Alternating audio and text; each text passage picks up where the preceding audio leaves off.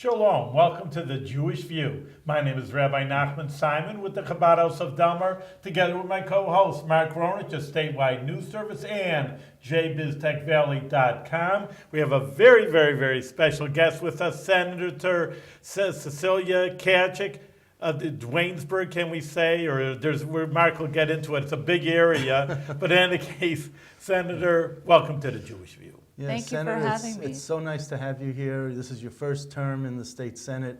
How are you holding up? Was it more overwhelming? Because I know freshman lawmakers don't get a whole lot of money for staff and don't get a whole lot of help and support, but how are you holding up? How are you doing? I'm having a great time. I love what I'm doing. I love representing this district, and I love getting out and meeting people and learning so much about the area. This is a new district that was put together in the last term or the last cycle. So it's a new district, and I'm a new senator, so there's a lot of getting out and meeting people and talking to folks. I'm really Getting to know enjoying it. you, right? Well, just tell us the district, like I was saying, I know you're centered in Duanesburg, but tell us the area, because it is a big area. It's five counties. Yes, it's the 46th Senate District. It covers all of Montgomery County, the western portion of Schenectady County, which is the towns of Rotterdam, Duanesburg, and Princetown, and I live in Duanesburg. In Albany, I have Guilderland, New Scotland, and the Hill Towns, all of Greene County, and a large portion of Ulster County. So my district goes all the way from Montgomery County all the way down to the bridge over the Hudson River, the walkway over the Hudson. So it's a long drive. And you are you're a former school board member. You were a school board member when you ran. Yes. So you didn't want to stay on the school board and have a district like this. I'm just teasing. No, well, I couldn't do both. Technically, You I could. could have, Yeah, but I decided it was not wise. It wasn't wise, no. As I Especially if you wanted to have that nice smile that you have continue. Right, but one of the funny stories I like to tell is as a school board member, one of the things that I really appreciated was when legislators came to our school board meeting and had conversations with us and talked about what was happening with the school budget and how we were doing, trying to educate the kids. So I committed to going around and meeting all of the school boards in my district. We have 28 school districts in the 46th Senate District, serving about 40,000 children. And I've got 3 more to go, and then I will be able to say that I've gone to every school board meeting at least once. Well, this is like Senator Schumer saying he's visited every county in New York State every year. So it's you can put out a news release and say that you've, like he I does. will be. That's okay. a good suggestion, Mark. But my son Yes. had a joke. Well, it wasn't a joke. I'm often not home in the evening because that's when the meetings are. I said, son, he's 14. I'm not going to be home tonight. I'm going to a school board meeting. And this was after I got elected. He said, Mom, I thought you got off the school board. I said, no, I'm going to everybody else's school board meetings. So do you come back and visit Duanesburg for old time's sake? I do. Duanesburg I've School been Board, there yeah. a couple times as a mom. As a mom. The education is your passion, and since you were on the school board, I mean, like everybody has their special issues that they want to see passed or their committees. I mean, which committees are you on then? I'm on quite a few. I'm very passionate about education, and it's one of the primary reasons why I decided to run for the Senate. And I am on an education committee. I'm on children and families, environmental conservation, veterans and homeland security, and I'm ranker on elections, and I'm also ranker on mental health and developmental disabilities. And you're on agriculture. And agriculture, yes. I got it listed here, so I'm Thank keeping. you. Okay. Is it just You're that- doing it from memory. I'm Just not. a so. senator probably has to do, and I don't know, just even the workings of the Capitol, because there's so many fewer, obviously, senators, if people know, than assembly people. So really, senators have to cover more bases. I mean, Yes. it's the same amount of committees equally in assembly, but you have to. Right. No, clearly in the Senate as a freshman, I'm ranking on 2 committees. So That means you're the senior member? She's What's ranking? a Democrat is in the minority, so ranking is what they say to members of the minority party. You're the So, lead, so though. instead You're of the lead. instead of chairperson of the committee, which is the person who controls the agenda. She sits at the other end of the table with her Democratic colleagues, and voices their opinion, has give and take more than setting the agenda and having control of what bills. Right, so I'm the leader of the minority Right. party Of many of the committees. committees. Right. And in the Senate, you're either a ranker or a chair on a committee, even as a freshman. Whereas in the Assembly, as you noted, there's many more members, so it takes a few years before you're in that Yeah. position. Let me ask you something, because I asked this of all the freshman assemblymen who've been on here too. When you were elected, did they tell you that there are certain committees, like rules, that you can't be on? Or They are didn't say that. They asked me what committees I preferred to be on. Right. So they asked for 3, and you get, it depends, the ones who have seniority and have been around for a while Yeah. or and are already on committees, their preferences are taken into consideration probably before mine. So there was one committee I requested that I didn't get Which placed was? on, that was housing. Because I have about 20 years' experience working in affordable housing, and I worked for the Senate Democrats when they were in the majority as a policy analyst on affordable housing. So I have a housing policy background. But they didn't put me on housing, but I love the committees I'm on. I think it really fits well with my district and the issues that I've been interested in. No, I agree. It really does. I was just wondering about the Committee on Mental Health and Developmental Disabilities. Why is that so important to Well, I worked for the Supportive Housing Network for several years, and this is a group that represents not-for-profits who do housing with supportive services. We're housing primarily people who are chronically homeless, so many of them have mental illness or substance abuse issues, and we're helping people get in housing and stay housed, and that's a much more cost-effective and efficient way to deal with homelessness.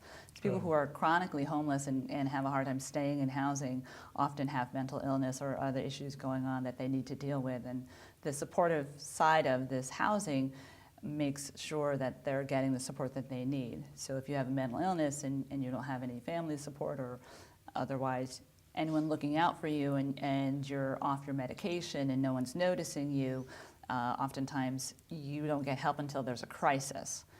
This is a way to make sure that you're getting the services and support you need before there's a crisis. So the folks they're housing are people who typically have no other alternative or would be on the streets. Do you have a personal story as to why you even got involved in being interested in this topic? Well, because my personal story is I'm someone who cares about people, and when I was growing up, I grew up on a farm, and we also were very poor. I remember when we got indoor plumbing. I mean, we didn't have much, and it was a very rural area, so it was very isolated. Where was that? In New Jersey, in Warren County, New Jersey. I What grew up town? in a dairy farm, Blairstown. Blairstown, okay. And one of the things that I discovered was how poor we were. We, would go to church, and one year, I was about 7, the pastor said, we're going to give a food basket to the poorest family. It was Thanksgiving time. And I went home, and it was on my kitchen table. And I'm like, oh, that's us. And kids really don't realize. And you don't realize, what well, you've what does grown that up mean? with. And then we got it for a few years, and then one year we didn't get it. And I thought, oh, okay, well, this is good. We're moving up. We're not as poor. We're not the poorest. But then the realization was, to me, there are people who are worse off than I am. And that bothered me at that young age, that I wanted to help them. And that's, so I understand growing up without a lot of resources, and public education was my normal. That's, was kind of a chaotic childhood, but we had school. So I loved going to school, and I saw opportunities that I didn't have, in my home life. I could do something with my future. I didn't have to be poor, and that I could work hard, I could go to college, and my teachers really encouraged me to do that. And we had 5 kids in my family. We were second-generation immigrants, and from my mother's side came from Italy. My father's side came from Germany. Okay. So we lived with my grandparents when we were very young from Germany and spoke German. And so they struggled to make it here, and they were fleeing, areas that they wanted to raise their family in this country. So we actually pulled our family out of poverty because their children went to school and went to college and got jobs and helped So the whole it's a family. Successful America story. And you're Yes. still on a farm. You still raise, what, sheep? We have sheep now. Okay, do you have Jersey cows following you? Or No. No, you didn't do, because there's something All called right, Jersey, Marco, there's something right called Jersey here. I know cows. there There's- are. Okay, I'm But not all making it right. up. Yeah, we Yeah. still have animals on the Okay. farm. So we have sheep now, and Sheep. they're a little easier to take care of. I mean, my husband and I both have essentially full-time jobs, and we have a son. So he helps us take care of the sheep. One of the issues, like say education, and Mark and I have many legislators on this Jewish view, and one of the things, obviously a hot topic is, Common Core that they're talking about. So Yeah. many people, they don't like it altogether, or they at least say it has to be tuned up, and just like to hear your opinion Well, of she's not sheepish on this issue. Mark, you're going full steam There today you go, over I here. am, over but go ahead. This is the Jewish view, it's not the comedy hour all over right. here. You Well, got the wrong show over We here. wanted it lively. All anyway, right. Okay. I think it's been very problematic how the Common Core new standards have been rolled out, and I really feel that the schools were not given the time and the resources to really adjust to this new way of teaching. We're changing so much in education all at the same time. We're changing how we're teaching the kids, what we're teaching them, and how we're measuring their growth, and how we're evaluating the teachers on whether or not they're effective. And we're putting in place new standards, and then we're immediately testing the kids on the standards and trying to measure all these things.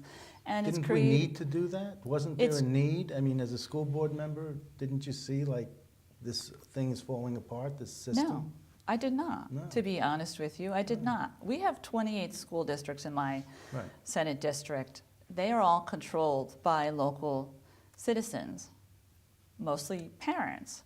And there was a lot of parent involvement in our school and in most of the other schools in my district. We're good schools, or we're great schools. We were not failing our public education system in my area, and that's why I ran, because I was not happy with what was happening. We were being told, "You're not efficient. You're not graduating kids." What do you mean? 90% of our kids graduate or more. If it's 90%, we're like, what are we doing wrong? 80% of our kids in my school were going to college of their choosing. So we were affordable. When I compared our school with neighboring schools, we were less costly. And we're not a fancy school. Our kids still bring their chairs into the gym for an assembly. We don't have an auditorium. We're not fancy, but we have a decent educational program In Duanesburg. in Duanesburg, Okay. and we are successful. But I grew up in Brooklyn, and I went to a school. I went to schools where we had 60 kids enrolled in the class, only 40 showed up. And my high school, the show Welcome Back, Kotter was based on my high school. So it's a very different environment. I probably had, in the Brooklyn school system, just in Brooklyn alone of the New York City school system, there are probably as many students as in the 28 school districts that you have Right. in your district. No, So we definitely have different school systems. that's right. And there's different challenges also. I mean, a lot of the kids in my high school were on the 6-year plan, not just the 5-year plan. They were still taking algebra as a senior or super senior. So So could this be the issue over here? Sometimes they say downstate, upstate, but we've had the superintendent of Albany schools here, and the dropout rate is 50%. So, No, there's- you're successful, but maybe they're looking, I don't have an opinion on this. I'm just trying to find out also. I mean, sometimes I say, hey, again, I always say I'm 29 years old, but we learn our math. We weren't Right. stupid. You Right. have to revamp the whole education system. We Right. produce many scholars and smart people, and they were intelligent kids. So I'm trying to get a grasp on really what they were thinking and what should be done. There clearly are schools that have more challenges than my school in meeting the needs of those kids to be successful. And when I look at like the City School of Schenectady, their challenges are much higher than the challenges that kids might be portraying in my school district. 80% of the kids in Schenectady are eligible for free and reduced lunch. They're essentially giving kids breakfast and lunch. They give food to everybody at their school because there's so many are eligible. You have many more families in poverty in that school system. That poverty is a challenge that the school, has to deal with. So we've raised the standard, but we haven't really dealt with those challenges that those schools have that have higher poverty populations. And they need more resources. They need more mental health resources. They need more supports in the classroom. They need more adults to work with those kids. They may need, summer school. Their children are not coming to school as prepared as the children are coming in my school. So to say, well, we're going to change the standards and suddenly that's going to make a difference, I think is not reality. Reality has to be, let's look at the real problem. And I see one of the challenges, if we don't talk about what the real problems are that our schools are dealing with, we are not having the right conversations. So what's the problem that your schools in the 28 school districts that you represent, what are the problems with that? Well, the problem facing our schools is we rely more on state aid than wealthier school districts because we don't have the population size. We don't have enough people to really adequately provide that property tax base. So when we cut state aid to the level that we did in 2009 in response to the Great Recession, it really hurt schools in rural areas and small cities who rely more on state aid. Schools that have a lot of local property base, they were not cut as much, and it was easier for them to fill those gaps. So the challenge to us was we're worried about losing kindergarten when a suburban school is worried about losing the third lacrosse team. We're not, and we're cutting real educational programs. Well, you're also implementing a universal pre-K when some schools don't have a kindergarten. Right. So and some schools still don't have kindergarten, and so not every area has universal pre-K. So you'll go, so if what is proposed is implemented, there'll be pre-K for the 4-year-olds, but then the 5-year-olds will be back home when they're 5-year-olds. We had 6 schools in the state cut their kindergarten programs last year. So don't you shake your head and just Yes. who was thinking of This makes no sense to me. This is what drives me crazy. So don't you talk to the people on the second floor, the governor's office, like the education advisor to the Yes. governor and something? And we also have an opportunity to talk to the education commissioner, and we had the budget hearings, and I spoke up about the needs of kids in my district. Yeah. And we've also pushed. Do they shake their head at you saying, sorry, there's nothing we could do for your 28 schools and we got all these others to worry about? Or? Well, I think we're all in this together. Yeah. We have to make sure we're educating all of our kids, no matter where they live, no matter what their background. We want to give kids all the same opportunity to be successful, to make it. And if we don't help kids get the education they need to be successful later in life, we're not that society that we were when I was a kid. We have to have those opportunities for people to be successful and to be able to get the education and be prepared for that college and career, no matter what it is. There's a lot of work we need to do in education. Also with the state aid cuts, we also shifted more of the school budget to property owners. I'll give you an example. In my school district in Duanesburg, 5 years ago, state aid covered 55% of our school budget, and property owners covered 45%. That's now flipped. Property owners cover 55%, state aid is covering 45%. So And we've they're cutting actually state aid shifted. all over. And the lottery Yes. revenue is going up, and the lottery was supposed to help with the costs of education, but it seems like it's instead of, not in addition to, state aid. Right. And that's a problem, isn't it? Right. I mean, we got duped when we passed the lottery, constitutional amendment for the lottery. Yeah, so we have a lot of work to do. What I want to see is fair and equitable distribution of funding to our public schools. And that, to me, is a top priority. Okay. And if we have fair distribution, the schools will have more of the resources they need to implement the Common Core adequately. standards. And I'd like to go into another hot topic, and that's fracking. Oh, Oh, okay. And this is the hot issues over here. Yeah, This she's is on where Environmental Conservation Committee, so this That's is, it.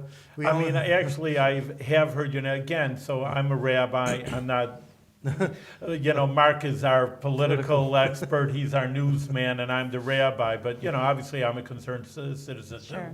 So I want to hear about the issues that are out there.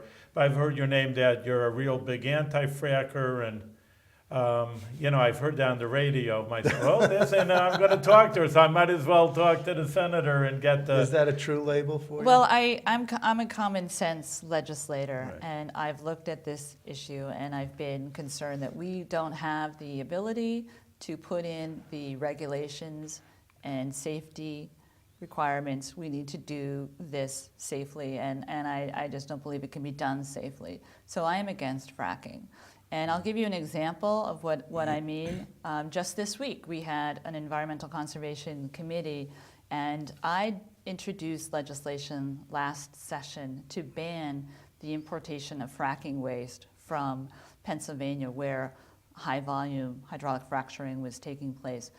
Because I learned that those drilling companies in Pennsylvania have to disclose where they're disposing the waste, the drill cuttings, and waste that's coming out of their wells because of the drilling process that they're using.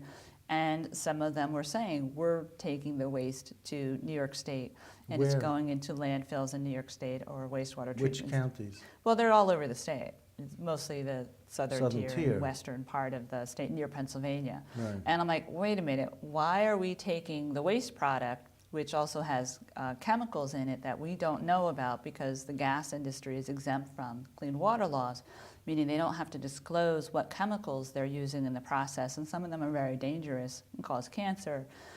Why are we taking this waste product from this drilling process that we don't allow yet in New York State? And so that's why I did legislation to ban the importation of fracking waste. So my bill was not being placed on the Environmental Conservation Committee. We have, as a minority member, we have what they call a motion to consider petition. We get to do that for 3 bills. So I picked this bill to move in the Environmental Conservation Committee. We had the committee meeting the other day, and it was on the agenda, and it failed on a 6-7 vote. All the Republicans voted against it, all the Right. Democrats voted for it. Which is And- why there's an odd number of legislators in every committee, yes. So it failed at the committee level, so it won't move forward, and the chairman said, I don't think this is a problem here. Right. And who's the chairman?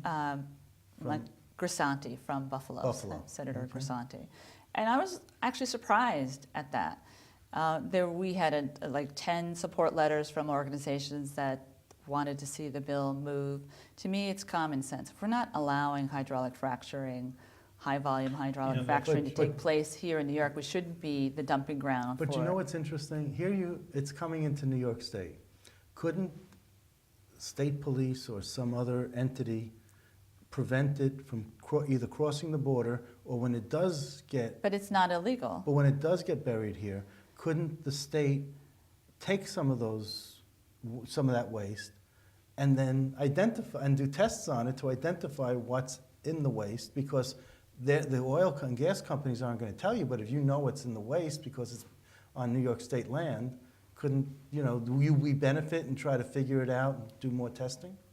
We don't have the regulations and laws in place to allow that to happen, essentially. No? And that's why I don't think we should be doing it. But my bill But failed. couldn't we take the land through eminent domain and then just, No. no? Okay.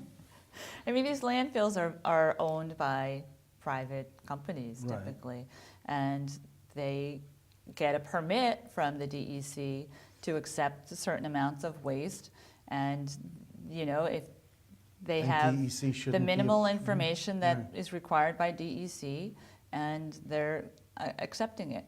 One of the wastewater facility places in Auburn, there was an article in the Syracuse paper that talked about that they had accepted hydraulic fracturing the vertical, not the horizontal, but the vertical from wells in New York State.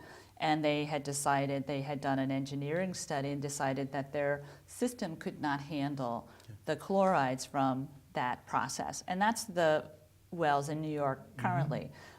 The wells in Pennsylvania, where it's high volume horizontal fracturing, those I think those chloride volumes are much higher, and plus you have to deal with the chemicals because of that, the fracking process that's occurring there. So they're potentially more concerning.